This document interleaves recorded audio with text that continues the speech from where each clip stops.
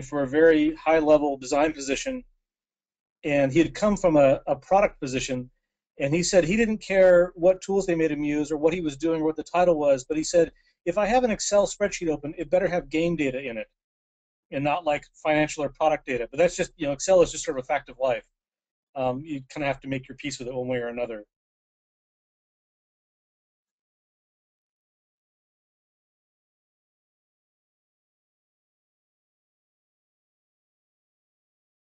And you're still muted, I think. Managing the muting on this is going to be fun. Okay, so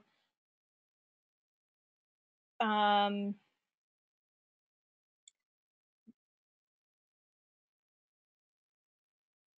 you need to be able to understand how to use like columns and organize things according to um, columns and rows and that kind of thing.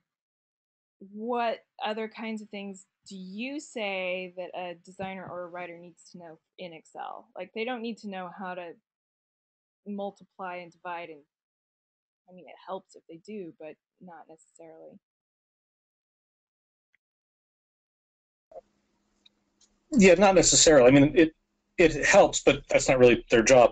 The one thing I would say is there's a level of detail that's required that a lot of artists and writers and designers often don't come with naturally.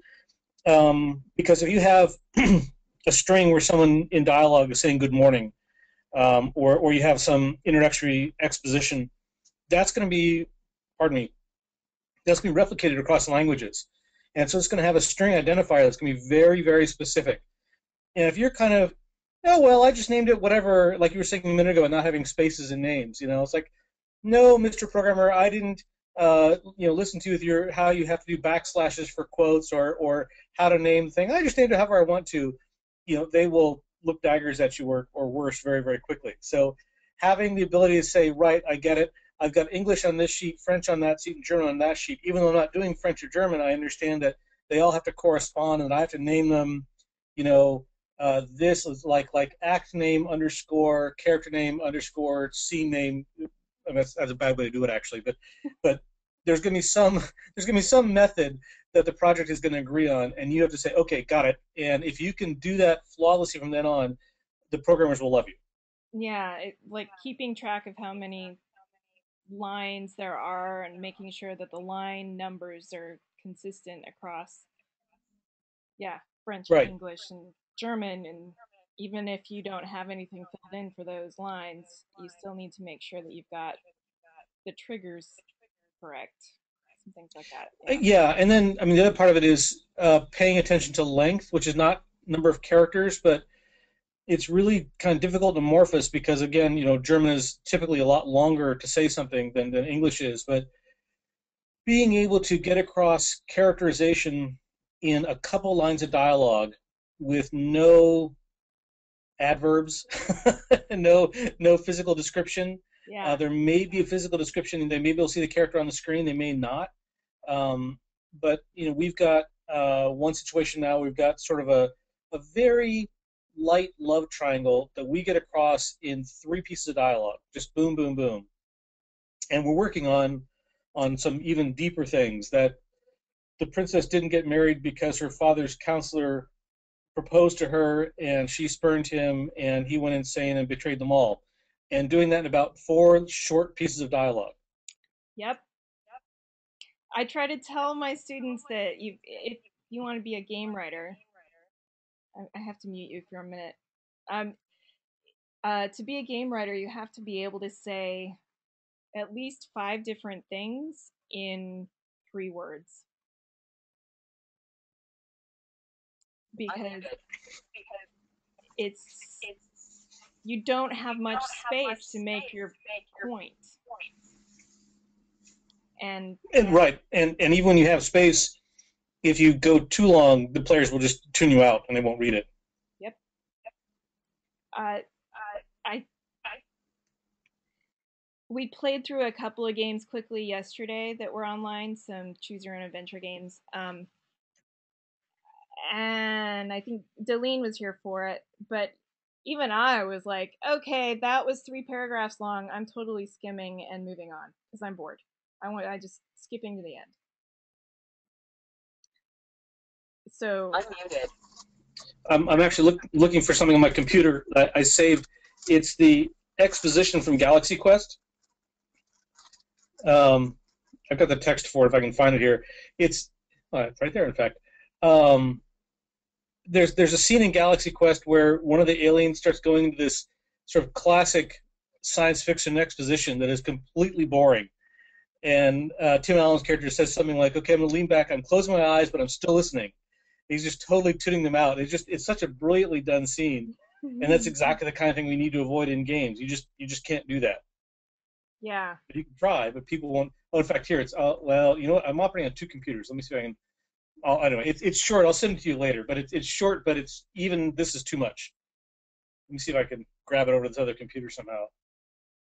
I need that Minority Report thing where I can go between two I computers. know, just move it over. And unfortunately, I have a home network, but it might operate. I don't know. We'll see. Well, Anyway, I'll find if it. you've got Facebook up, I can copy and paste Oh yeah, it. let me do it there. Hang on a second. Yeah. I'm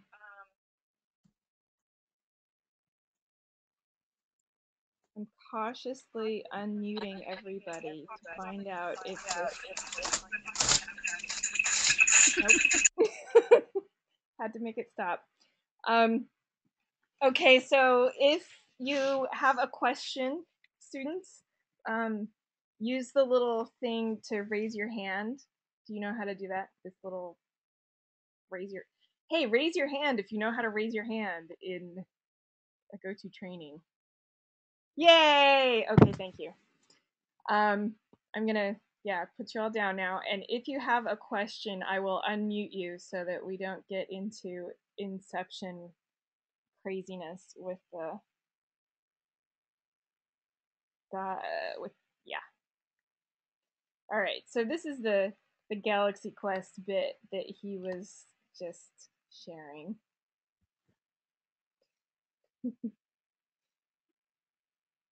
And I think I'm gonna unmute Mike so that he can read it for us. I'm muted. Oh, you're gonna make me read it? No, I think you should read it, really. Or else we should try and find the clip on YouTube, because I'm not gonna read it. It's just so bad. All right, I'll read it. I'm not afraid. In the 5 million years following the Great Nebula Burst, our people were one people, but then came the Zactor migration, and then the Melosian shift, and the dark period of discontent spread through the land. That should be throughout. It really is off. Fighting among Trebe sects and Lagaroths. Ah, the foolishness. Yes. So the point you were making about that, Mike? I'm muted. Okay, there are 2 points there. Really, even that's not very long. It's too long, and it's too long for anyone to care. And this in the movie, this happens when they're trying to tell them about who they are as aliens. But in a classic movie or game, this is the kind of thing we dump onto the player or the viewer, and they don't care. They don't know what the Melosian shift is or why they should care about it, who the Trebes and Largoths are.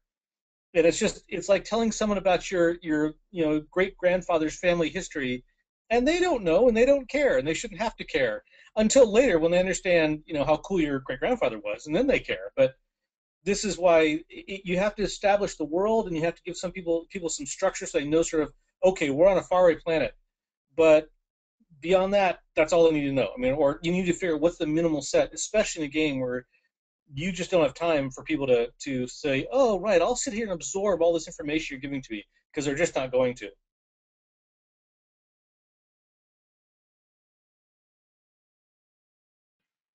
Okay, yes, they will click right past it.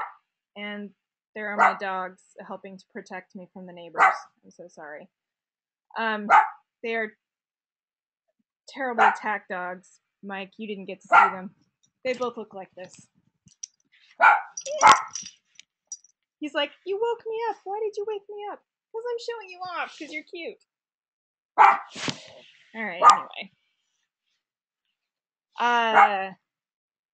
So yes, the writing in games has to be short and sweet. And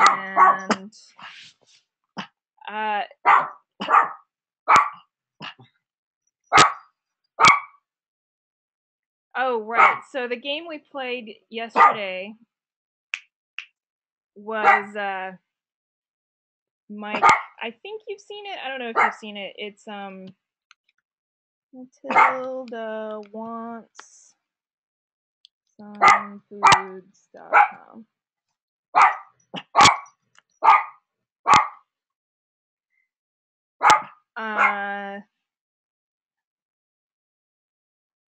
Duchess, really, it's enough. Hey. So yes, you noticed that yesterday, and I will even bring that up and see if it will not crash my computer.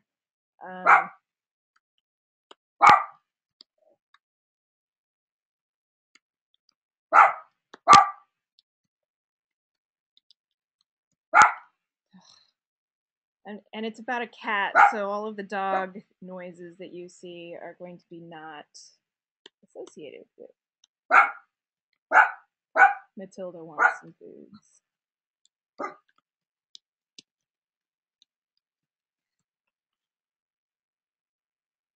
I should do something about super cute Duke wants some foods or something like that. All right, I'm gonna mute me and unmute Mike because I don't know if he has seen Matilda going here too. So I just started playing Matilda, but I don't yet have food.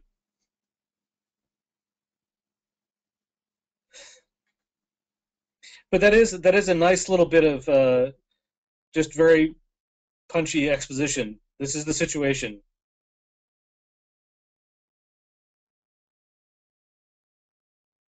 Wendy, are you playing this now? Sorry, you're muted, but you can nod. Yes, apparently Wendy is playing this. This cat is far too understanding.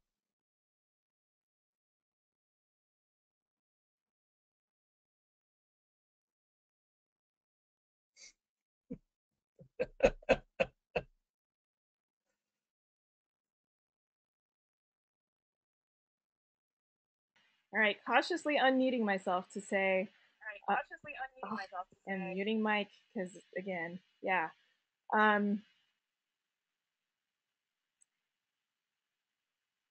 What I want you to notice is that Mike Sellers, who is a creative director, who is a person who hires writers, was laughing. And that's a very good sign. Like he wants to know how do you get some foods? He wants to play this game. And like I said, the spray bottle, oh no, you are doused in a mist of poisonous liquid. Or some water. Same thing. You run off to scowl and wipe yourself with your paws. And so that was, you did not get some foods. So you have to start over again. The secret is that if you always pick the first choice, then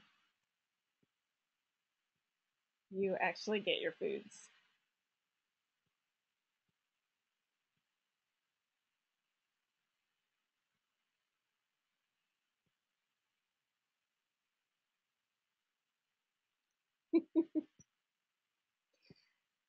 All right, my favorite bad one. Slightly enticing. But no.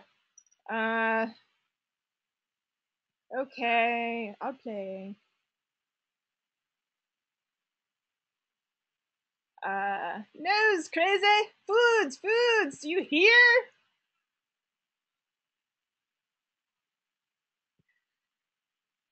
The John guy comes and snatches you up. You struggle, but to no avail. They hold you down and snip your mighty claws like Samson in his fallen locks. There is no joy, no food. Oh. All right. Now I have to close it because the background music makes me nuts. But It is my favorite example of somebody who said, hey, I want to get into game writing, and so I'm going to write a game as a game sample. And he did it using Unity because he wanted to show that he could use Unity. But I asked him recently if he had to do it again, if he would still use Unity, and he was like, no, there's no way I'd use Unity to do that. I'd either use Twine or RenP. That's a terrible name to try to say, but it's this. Or there are 100 other programs out there now that you can use to make your own games. But it was his girlfriend doing the voice, and he used free sound effects off, the terribly annoying background music, and I think the cat sound was his actual cat. Anyway, and his best friend just did some doodles that he used for the graphics. But this is him now. Trying to remember what his portfolio looks like.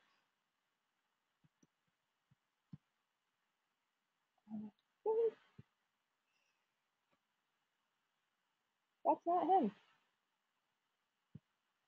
He has a terribly similar name. Oh, that's right.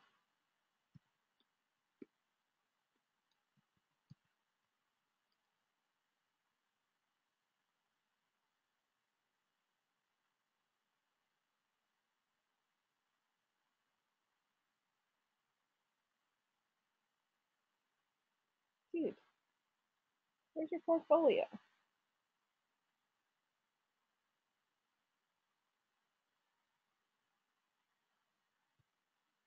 This is not him. Too many people with a similar name. Holy smokes. Alright. Google to the rescue.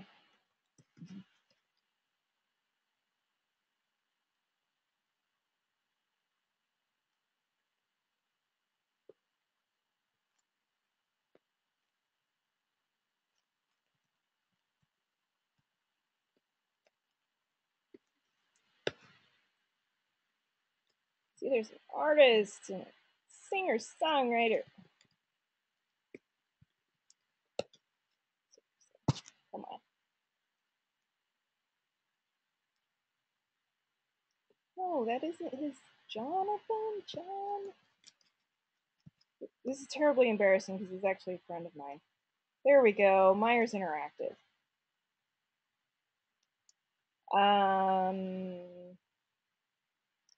So I'm going to actually put that in there. And you can see his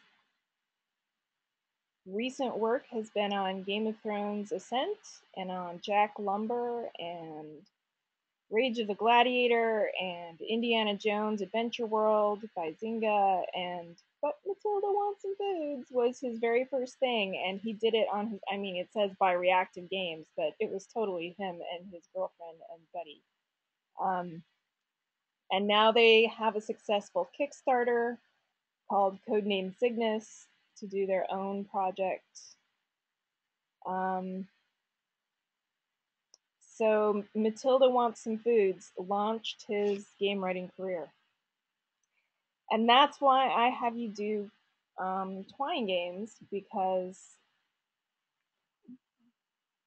it demonstrated his ability to write short and funny, and yet like give you something, like you have a goal and you have a win-lose, and it gives you a really good sense of what his capabilities of a writer as a writer are without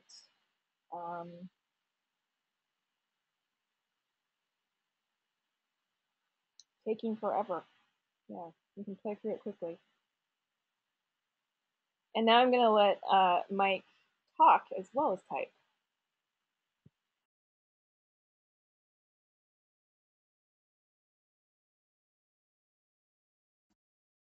Unmuted. But I was happy typing. Um, the problem is I'm not sure what you want me to talk about when you're muted as well.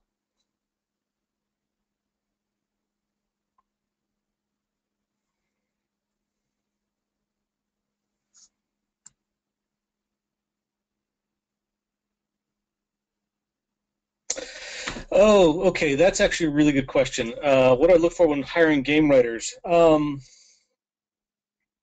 Certainly, some of the things we talked about, the ability to write short, pithy, very expressive scenes or scenarios or bits of dialogue. If I can get in my head something you were trying to get across, like in the cat game, in a very short amount of text or in something interactive is definitely better than just text. That's really important.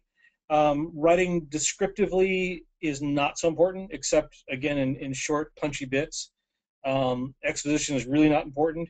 Occasionally, writers will get hired for to try and help the designers flesh out their world and really sort of explore it mentally. But that's less common, I think. It's probably more common in some of the console game companies, but less so in the areas the more online areas where I've been working. Um, any kind of interactive experience and that you can show something you've done is really important. I guess what I'm trying to circle in on here is it's not about linear writing. It's not about writing a solid essay or a solid short story. It's about writing something non-linear that makes sense to me. Again, like the cat game is a I don't know what it was called, Matilda. Matilda. Um, that was a great example because it's short, non-linear writing that still has a structure to it and makes sense. So it's not just like can you do an advertising jingle in 10 words or less. It's can you make something that has structure to it, but that isn't in a traditional linear structure. Yeah, and even with game Bibles are becoming less common. Although oddly, I'm in the right now in the process of trying to get a team to put together one where they didn't before. Um, this is something else, I guess. It's not honestly. I don't know how you could teach this, but when if you can figure out a way, you should. The game I'm working right now did not have any coherent game fiction. No one sat down and said, "What is this world and what is it about?" They just sort of made the game, and I'm having to come in after the fact, and this is not the first time, and say, "Okay, what is this world?" And you have all these loose threads. How can we weave this together into something that doesn't look like a bad rug? Hopefully. But that's, like I said, surprisingly common. If more people hired writers early on, I suspect it would be less common. But the ability to think on your feet and think almost sort of improvisationally, I mean, like comedy improv, but like world improv, is really, really a good talent to have. I would love to have help. I have no budget for help. That's also, unfortunately, very common.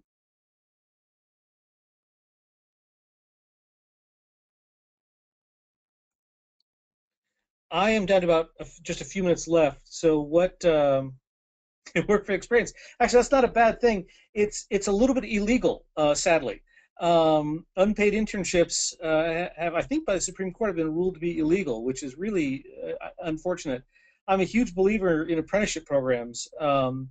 So pay you room and board and give you a shed out in back of the work campus or something. Um, yeah, I think it's national actually, but it's certainly in California it's illegal, which is really a bummer. Oh, excuse me. Hold on 1 second. I'll be right back.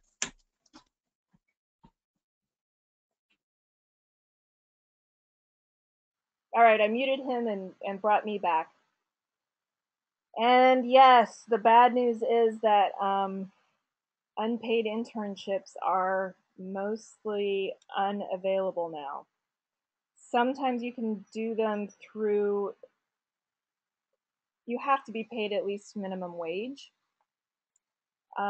Sometimes you can do it for college credit, but then um, it ends up being more like a class. Like at the end of your time working there, you have to turn in a huge research paper explaining everything that you learned while you were there, and then it counts as like you were paid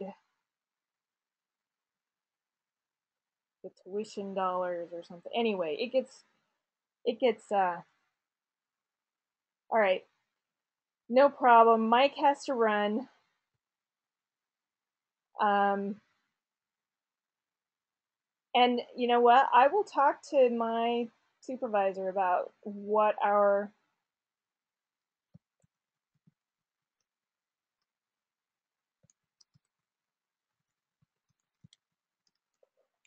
what Full Sail's arrangements are for doing paid, unpaid, tuition paid internships. Um, and I know that we do it. No, I don't know how we do it. So I'll find out and maybe be able to share. But yeah, I'll send Mike an email later on, and I'm gonna unmute you guys just to see if now that he's gone, um, the inception problem has gone away.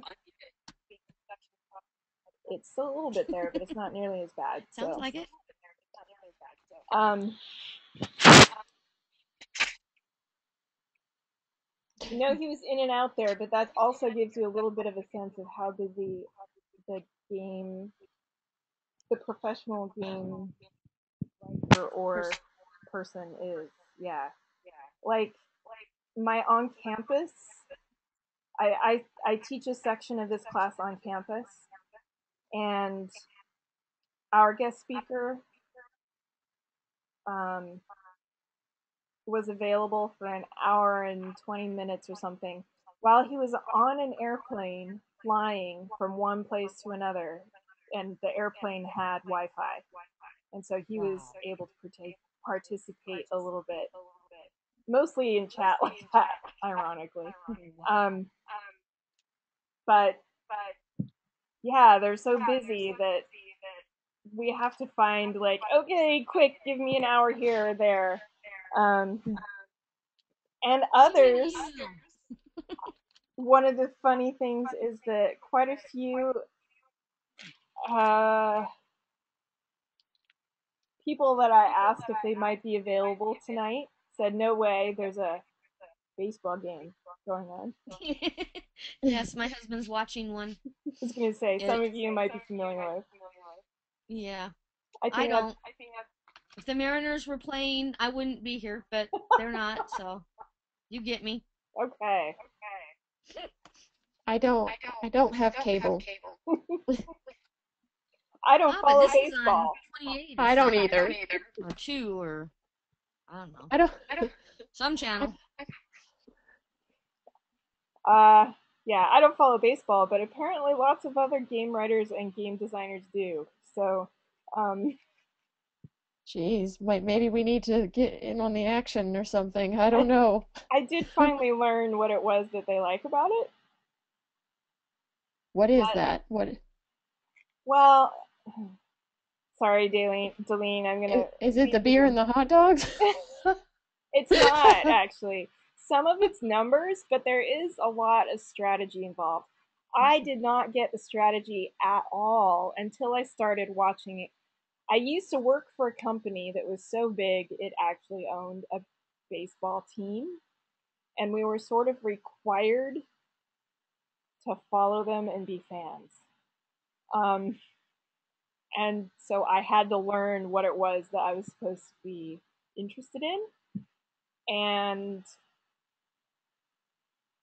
so it was back in the early days of the web, and they started putting it on the web, but not like broadcasting on the web.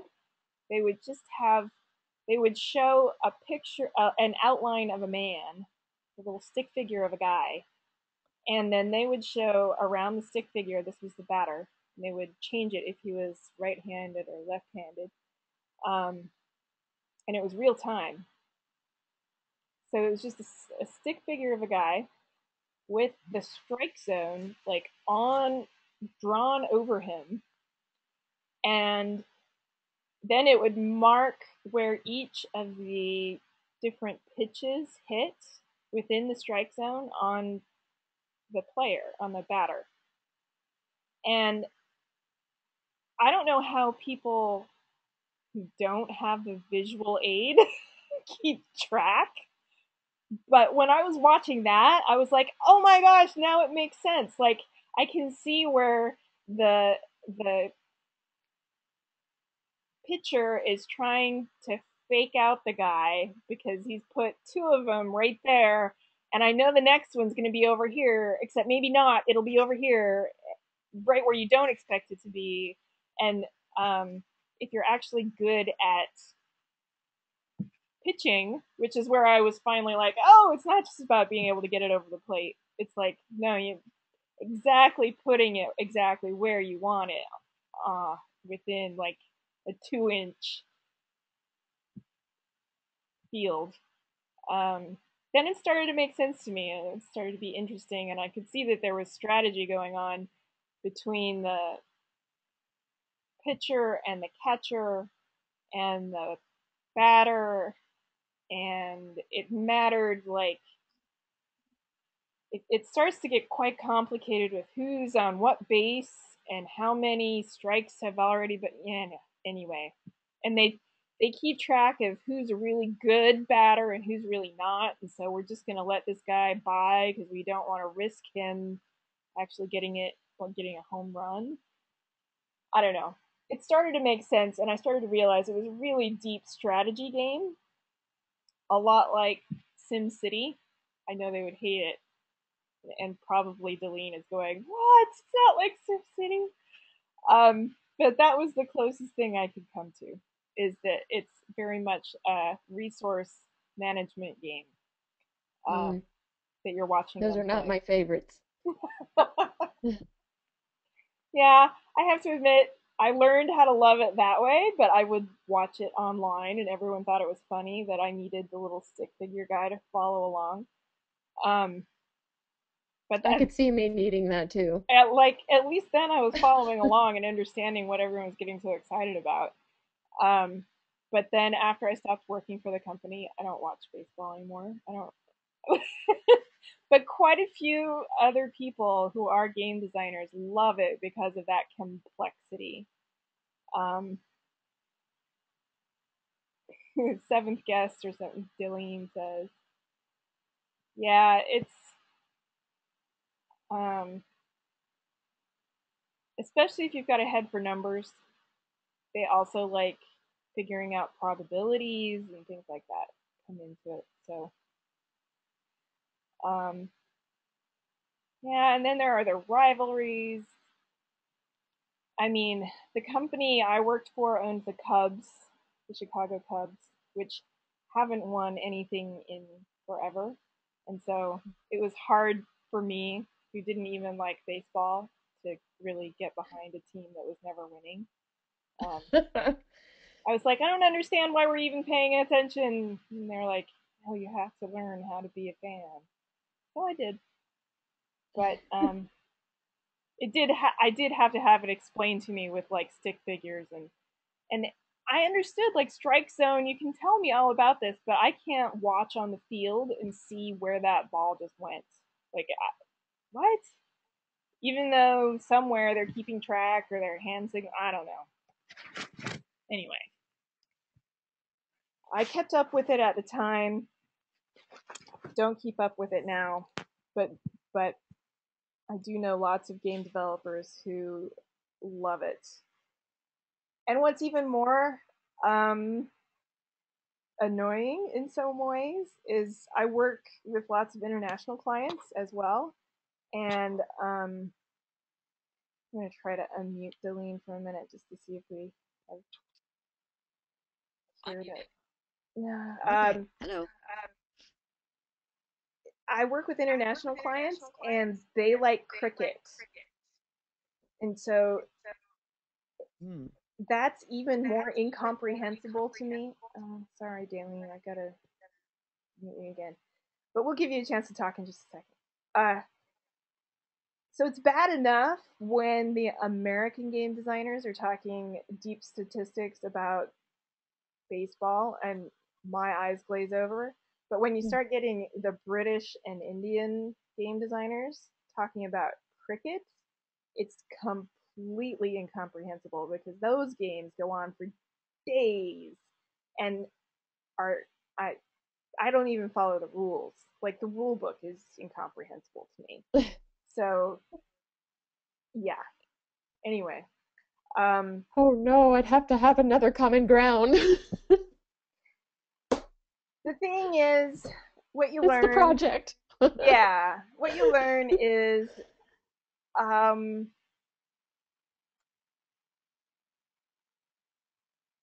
there are lots of different people, and lots of different people like different kinds of games, and so like not everybody wants to play a game that is as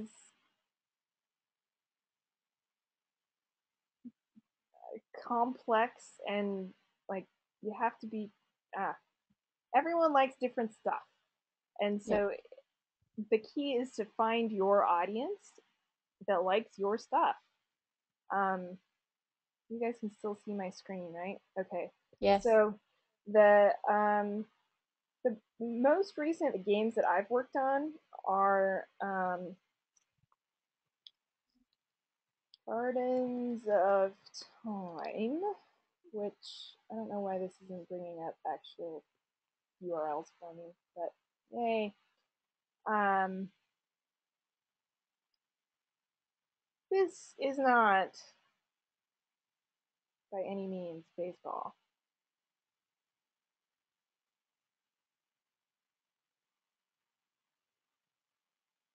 Was this built on the Unity platform? I'm sorry, what? Was it built on the Unity platform? What was used to actually build the game here? Can you hear the audio? No, I can't. Probably not. Okay. Um, and I'm going to mute it so that I can actually hear you asking a question.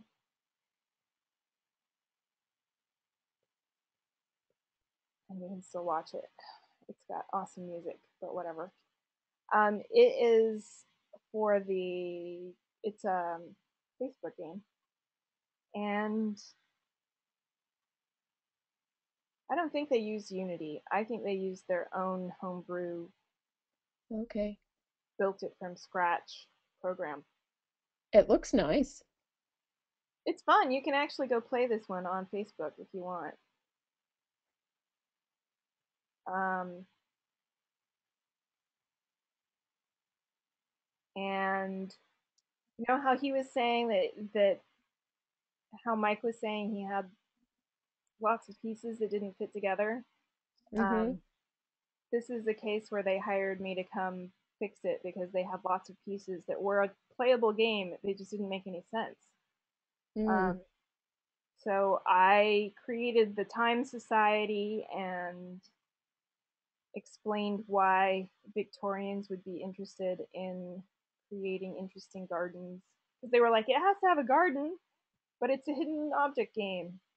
But all Facebook games have to have a garden. I'm like, what? Okay. But that's just because of Farmville. So it's not like they always make sense in the things that they require you to fit together. The one I worked on most recently, and I know Deline is getting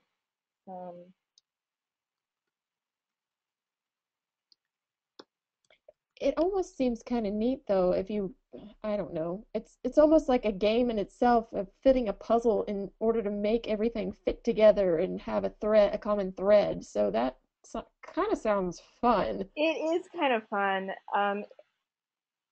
You do have to be able to, like he was saying, think on your feet. And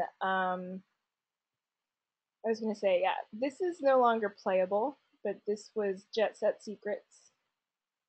Um, these are the Oh, I like the characters. characters. They're I cute. liked them too. I loved their animation style. I thought it was fun. Yeah, they're really cute. Um, yeah, and it was a very similar kind of thing where you go um, find things in the hidden object games, and you then go build your garden like this. But it was an estate, and ours made a little more sense because you were researching, you were in Jet Set Secrets. You were playing as a very rich detective with a staff full of interesting people who were super smart, but would be able to, do better forensics if they had a better forensics lab. So you were like upgrading their forensics lab, and you were giving them better training facility for your bodyguard and stuff like that. So it um, kind of fit more seamlessly together. Um, but EA didn't give it very long to succeed, and it's gone now. You can't play this one anymore. That's too But bad. it is It too sounds bad. fun. It's a fun game. I enjoyed it, except that once they started. Okay, so one reason that we have this class as a collaboration kind of class, and I make you work together in teams, is that all video games involve working together with a team. So the team that kind of put the game together is usually not the same team that takes care of it after it goes live, is what they call it, when people can actually start playing it, real people and not just testers. Um, and the people who took care of it after it went live didn't care about the story. It was supposed to be like, it was designed from the ground up to be very story centric. You were supposed to care about the story. It was supposed to be the story driving you forward to, keep playing, where are we going next? And how do. Anyway, I'm very sad that this is no longer playable, actually. But that happens a lot too in the game industry. You pour a year and a half of your life into a game, and it's available for people to play for 6 months, and then somebody higher up says, nah, we're getting out of Facebook. Mm. And it just goes away. And all Oh, that that's I a little have left heart-wrenching. is the lovely photos that you can still find on the interwebs. And this is one, again, I was like, Delene was here yesterday. All of the characters, these are all of the villains, and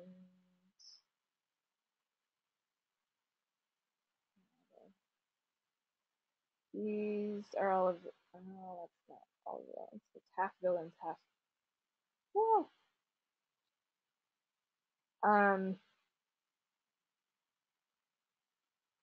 these are the good guys. And, whoa, sometimes Google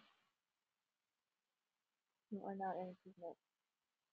And those are the bad guys. And all of the good guys and all of the bad guys, the art was already created. Some of the backstory and all of their names were already created when I was hired. This character right here is the only one I was allowed to create. And her name had, well, we didn't know it was a girl. They said, we still need one character created. We were all excited about it, the designers, and so we were creating characters, and it's they hire writers when they get tired of playing with the characters. It's just like, oh, we're done with the dolls. We need to hire someone to do the actual work. That's why we have a writing degree, because we realize that writing is work and not just fun. So But everybody they can do it, right? I know, right? Well, evidently they thought anybody could do it, right? Because they created 12 characters. And, had they brought me on, I would have been like, I think 12's a little too many. Can we narrow it down a little bit? But whatever. they had written into their idea that they wanted someone called the Snitch that would provide clues occasionally and be like a double agent. And that's what they were like, we need someone called the Snitch who would be a double agent. That's the only one we don't have art for, we don't have a backstory for, we don't know anything about the Snitch. So I got to create the Snitch, and that's her, the slightly punk rock. Um,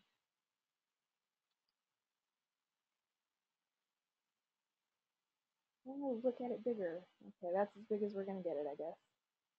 Yeah, so that's her. And the artist did a great job. I think she looks Yeah. great. She's very much what I envisioned. So it's really fun to see a character come to life, you know? But even though they brought me in very early on in this game, I still didn't I still only got to create one character, you know. Wow. So it's very collaborative. You can't assume that your story is going to get made unless you get your friends together, just like Matilda wants some food and Now, create. how much of the character did you write? Did you write what parts of the process were you involved in, and what actually did you write for the character?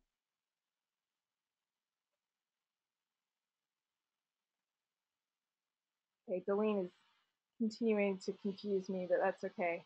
She looks excited. Um, to answer your question, um, uh, do you remember the class that you had about world building and creating a Yes, story yes. Bible? Mm-hmm. Yeah, so all of the good guys. Okay, so there's a fairly, you can sort of see both the good guys up here and the bad guys down here. Mm-hmm. Her character was fully fleshed out. Her character was fully fleshed out. Her character was fully fleshed out. His character was half fleshed out when I got there. His character was like a 2-line description.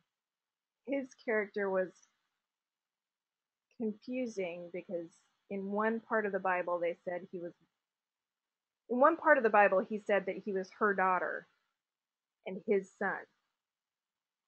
Hmm. But then they said no, it's not him and her. Anyway, no. That's not his her son. This is her son and his son. And I'm like, but these two people are white and he's not.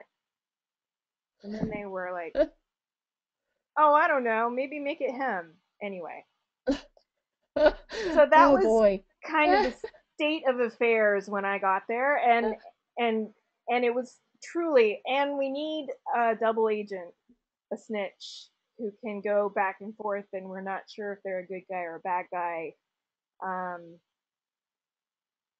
she's actually a good guy, but that was their. They were like, we need a snitch who can help the good guys know what the bad guys are doing, and possibly ruin things the other way around too. Give the bad guys tip the bad guys off to what the good guys are doing, that kind of thing. Um, so I made her a computer geek, and we had big plans for her. But like I said, the team that took over once it went live. You know what? Do you watch Warehouse 13? I'm gonna stop